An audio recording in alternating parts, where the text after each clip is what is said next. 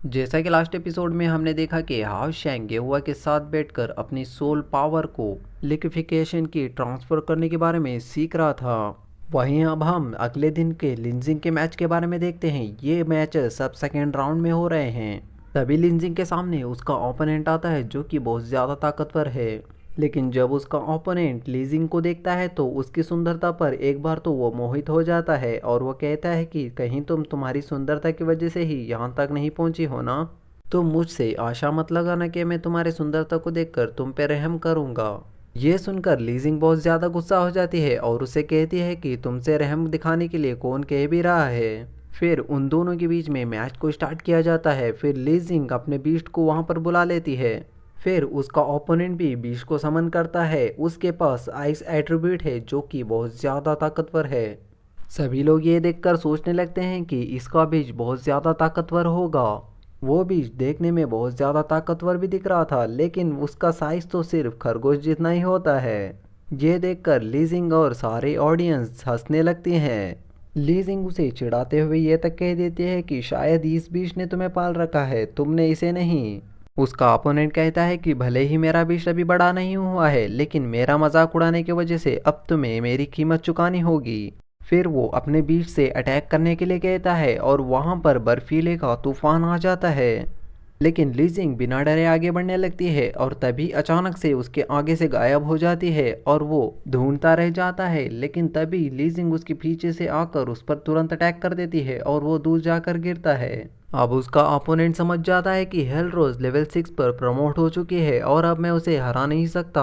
फिर लीजिंग उसके बीच को पकड़ लेती है और उसका ओपोनेंट उससे माफ़ी मांगने लगता है और उससे कहता है कि उसके बीच को कुछ ना कहे। अब हाओ शेंग भी उसके लेवल 6 पर आ जाने की वजह से देखकर बहुत ज़्यादा खुश हो जाता है। फिर लीजिंग अपनी सीट की तरफ जाने लगती है। अब अगला मैच हाओ शेंग और हुक सिटी के प्रिंस के बीच में है। प्रिंस का नाम गुईवू है और वो बहुत ज़्यादा एरोगेंट है और वो बचपन में हाओ शेंग को बहुत ज़्यादा परेशान किया था। इस मैच के ऊपर ये हुआ और उसके पापा की शर्त भी लगी है, जिसका भी ओपोनेंट हारेगा उसे एक स्लैप खाना होगा। इसीलिए हाओशेंग को ये मैच जीतना बहुत ज़्यादा ज़रूरी है। जब हाओशेंग रिंग में जाने लगता है तो उसके पास एक वॉरियर गुजरता है और उनके दोनों के हाथ की रिंग ग्लो करने लगती है। यानी कि इस रिंग का आगे चलकर बहुत ज़्यादा मेन रोल है। वो लड़का समझ जाता है कि ये लड़का लॉर्ड जिंगयू का डिसाइबल है। फिर प्रिंस भी रिंग के अंदर आ जाता है और वो पागलों की तरह नाचने लगता है और हाओशेंग को कहता है कि तुम किस तरीके से मरना चाहते हो। फिर हाओशेंग अपनी स्वॉर्ड को बाहर निकाल लेता है और वो पुराने अटैक को ही उस पर इस्तेमाल करने के लिए अपने ड्रैगन को बाहर बुला लेता है। लेकिन प्रिंस बिना डरे उसके बीच को समन करता है। फिर वो उसके पापा की बात को याद करने लगता है कि हाओशेंग इस बीस्ट को 3 मिनट तक समन कर सकता है, ज़्यादा से ज़्यादा 4 मिनट तक इसको ले जा सकता है, इससे ज़्यादा नहीं।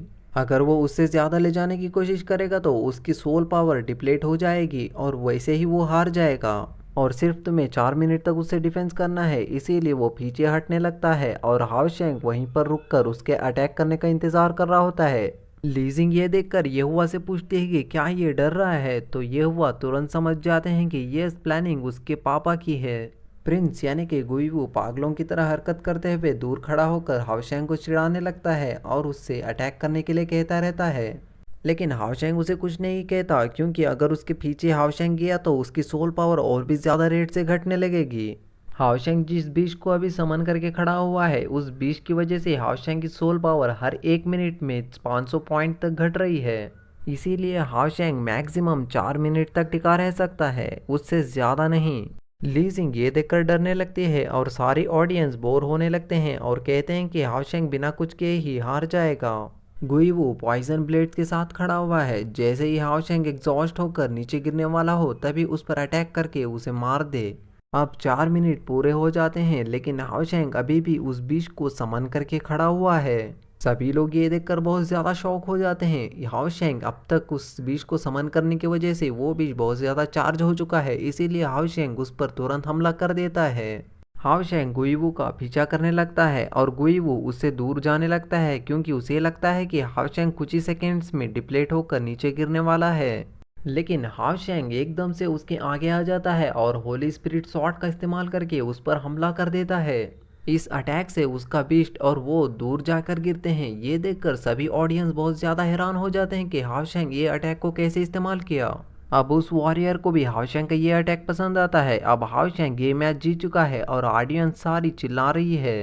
तभी गुइवू के पिता हाओशेंग को चीटर कहते हैं कि वो कहते हैं कि हाओशेंग की स्पिरिचुअल पावर 2000 से ज़्यादा है, इसीलिए ये इतनी देर तक टिक पाया है। एल्डर्स को भी शक होता है, इसीलिए वो सब रेफरी को भेजते हैं। जब रेफरी हाओशेंग की स्पिरिचुअल पावर चेक करता है तब उसकी स्पिरिचुअल पावर 1807 निकल कर आती है, यानी कि हाओशेंग कोई चीटिंग नहीं की है। गुइवो का पिता गुस्से में ये हुआ के पास आ चुका था, क्योंकि स्लैब खाना जो था, ऑडियंस ये देखकर हैरान हो जाते हैं और वो कहते हैं कि ये कैसे पॉसिबल है। ये हुआ गुइवे को कहते हैं कि अब तुम शर्त हार चुके हो।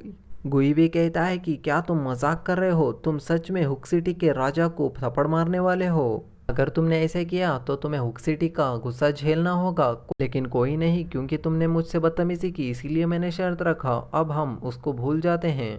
लेकिन ये हुआ तुरंत वहां पर एक शील्ड बनाकर उसे जोरदार थप्पड़ जड़ देता है। शील्ड के वजह से अंदर क्या हो रहा है कोई भी नहीं देख सकता। ये हुआ कहता है कि अब रिजल्ट तुम देख चुके हो।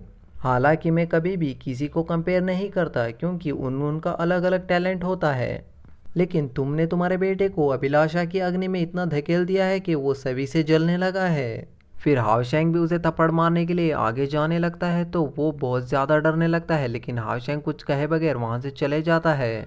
अब उसके पिता को उसकी गलती समझ आ जाती है। फिर एल्डर्स हाओशेंग का इन्फो पढ़ते हैं और उसके पास रिंग ऑफ हेरिटेन है, और वो कहते हैं कि इतनी सी उम्र में रिंग ऑफ हेरिटेन का होना और इतना सब टैलेंट का होना ये बहुत बड़ी बात है। वो समझ जाते हैं कि इस साल बहुत अच्छे अच्छे टैलेंटेड नाइट्स आए हुए हैं। तभी उसके आगे निनलोंग को देखते हैं तो वो हैरान हो जाते हैं और वो सोचने लगते हैं कि कहीं ये वही तो नहीं। फिर वो तुरंत उनके सैनिकों को बुलाते हैं और कहते हैं कि हाओशेंग के बारे में जो भी बात बाहर जा रही है उस सब को ब्लॉक कर दो और किसी को पता नहीं चलना चाहिए कि ये कौन है।